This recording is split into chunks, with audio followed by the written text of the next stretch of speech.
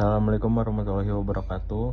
Kami dari kelompok 3 ingin mempresentasikan modul tentang pemahaman undang-undang dan informasi dan transaksi elektronik atau UU ITE.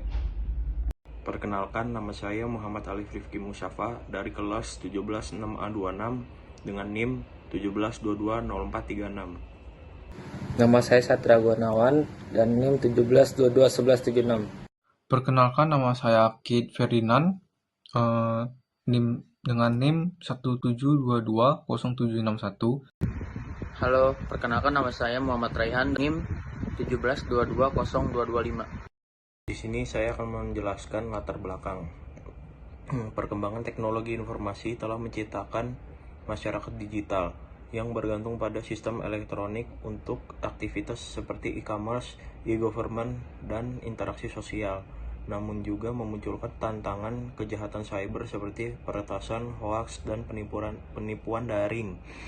Sehingga Indonesia mengesahkan Undang-Undang Nomor 11 Tahun 2008 tentang ITE sebagai landasan hukum yang kemudian direvisi melalui Undang-Undang Nomor 19 Tahun 2016 dan Undang-Undang Nomor 1 Tahun 2024 untuk memperjelas aturan seperti pasal 27A tentang pencemaran nama baik serta memperkuat penyidikan melalui pasal 43 dengan teknik forensik TI seperti pelacakan IP dan verifikasi metadata guna memastikan keabsahan bukti digital.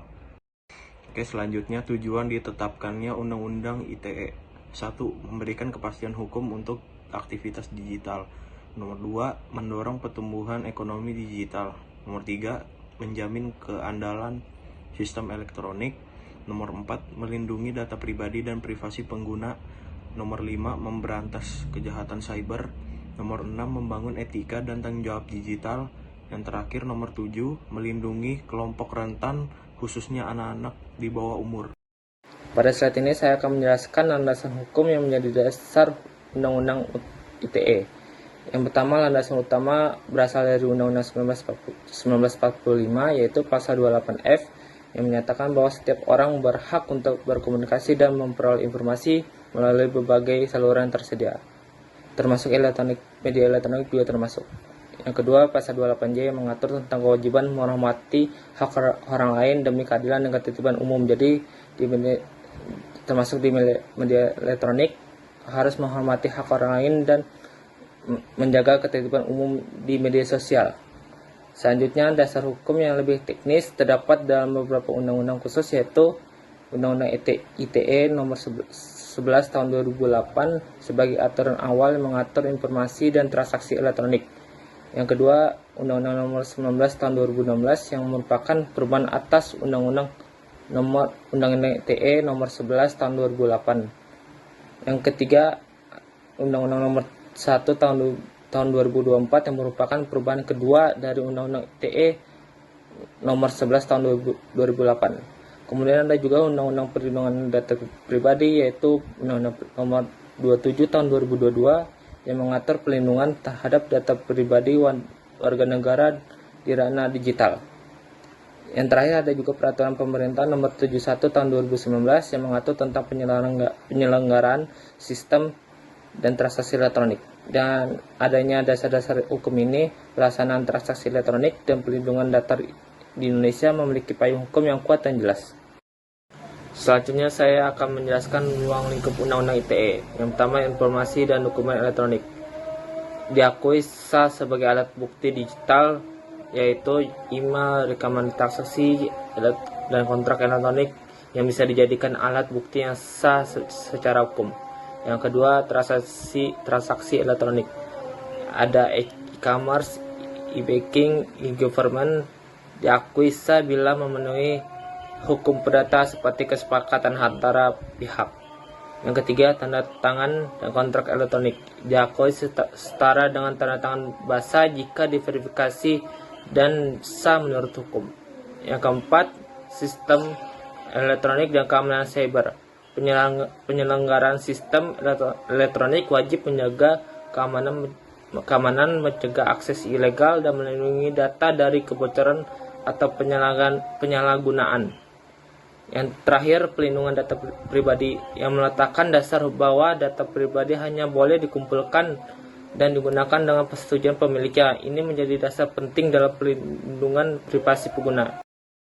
Selanjutnya saya akan menjelaskan informasi dan dokumen elektronik.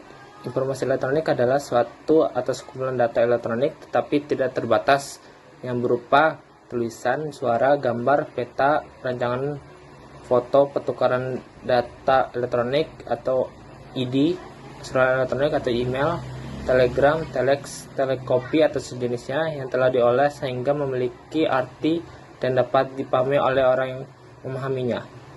Yang kedua, dokumen elektronik adalah setiap informasi elektronik yang dibuat, diteruskan, dikirimkan, diterima, atau disimpan dalam bentuk digital, analog, elektromagnetik, optik atau sejenisnya yang dapat dilihat, ditampilkan, dan atau didengar melalui komputer atau sistem elektronik lainnya.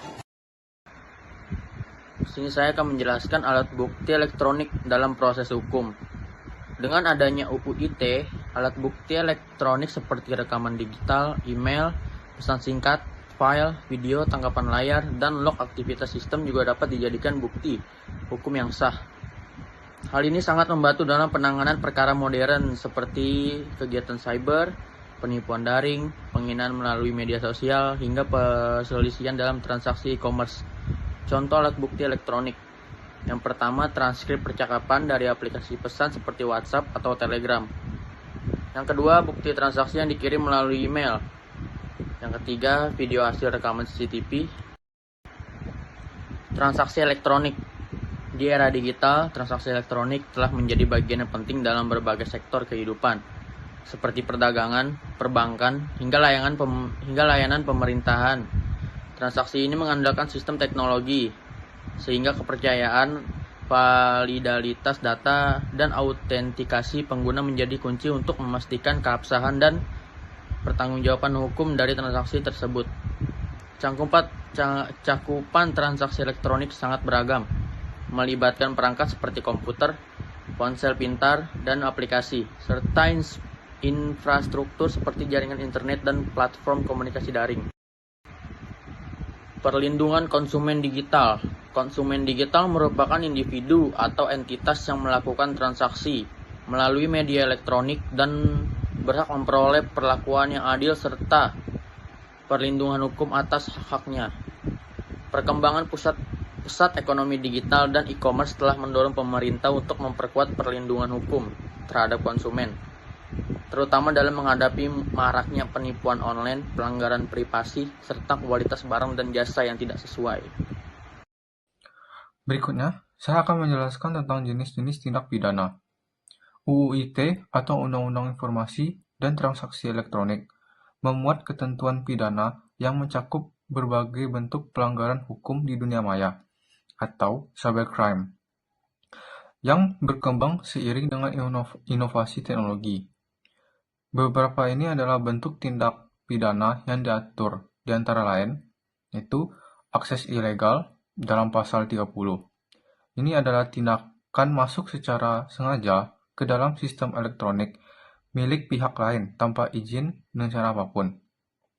Hal ini termasuk tindakan meretas atau menjebol akun media sosial, situs pemerintah, atau sistem perbankan. Kemudian ada intersepsi ilegal. Itu dalam pasal 31. Itu adalah tindakan mengubah, merusak, menghilangkan, atau menyembunyikan informasi elektronik dengan maksud merugikan pihak lain atau kepentingan pribadi. Lalu ada manipulasi data elektronik. Itu pasal 32.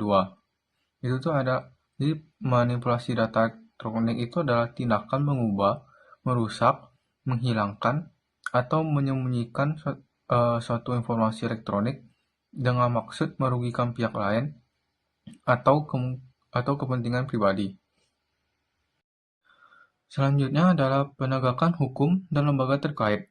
Penegakan hukum UU ITE mengikuti prosedur hukum pidana yang disesuaikan dengan kejahatan digital melalui beberapa tahapan. Yang pertama adalah pengaduan atau pelaporan, di mana masyarakat melapor ke pihak berwenang, seperti patroli cyber Polri atau situs resmi penegakan hukum. Yang kedua adalah penyelidikan awal. Penyelidik menilai apakah laporan mengandung unsur pidana dengan menelusuri bukti awal dan keterangan pelapor. Yang ketiga adalah penyelidikan digital. Jika ada indikasi pidana, maka penyelidik mengumpulkan bukti digital seperti log, rekaman, email, dan metadata, dan menggunakan forensik digital untuk memastikan kesahannya. Tersangka atau saksi juga dapat dipanggil. Selanjutnya adalah penuntutan oleh kejaksaan. Setelah proses penyelidikan dinyatakan lengkap, berkas perkara diserahkan kepada kejaksaan untuk dilanjutkan ke tahap penuntutan. Jaksa penuntut umum akan mempersiapkan dakwaan dan membawa kasus ke persidangan. Persidangan di pengadilan. Proses hukum selanjutnya dilakukan di pengadilan. Di hadapan majelis hukum, jaksa dan kuasa hukum, terdakwa mempresentasikan argumen masing-masing. Bukti elektronik menjadi alat bukti utama yang dipertimbangkan oleh hakim dalam menjatuhkan keputusan. Selanjutnya adalah tantangan penegakan hukum. Penegakan hukum terhadap pelanggaran UU ITE di Indonesia menghadapi berbagai tantangan yang cukup kompleks, seiring dengan pesatnya perkembangan teknologi informasi dan komunikasi. Beberapa ini adalah tantangan utama yang dihadapi, antara lainnya adalah anonimitas pengguna. Itu adalah pelaku kejahatan cyber yang sering menyembunyikan identitas dengan akun palsu, VPN, dan enkripsi, menyulitkan identifikasi. Selanjutnya adalah server di luar negeri. Data disimpan di server asing di luar yurisdiksi Indonesia, menghambat penindakan tanpa kerjasama internasional. Lalu ada keterbatasan SDM dan teknologi. Kurangnya ahli forensik digital dan fasilitas teknologi membuat penanganan kasus kurang optimal. Lalu ada cepatnya perkembangan teknologi. Modus kejahatan digital berkembang lebih cepat daripada regulasi, menyulitkan aparat dalam penindakan hukum. Sekian dari presentasi kelompok kami. Maaf bila ada kata-kata yang salah dan kurang berkenan. Sekian, terima kasih.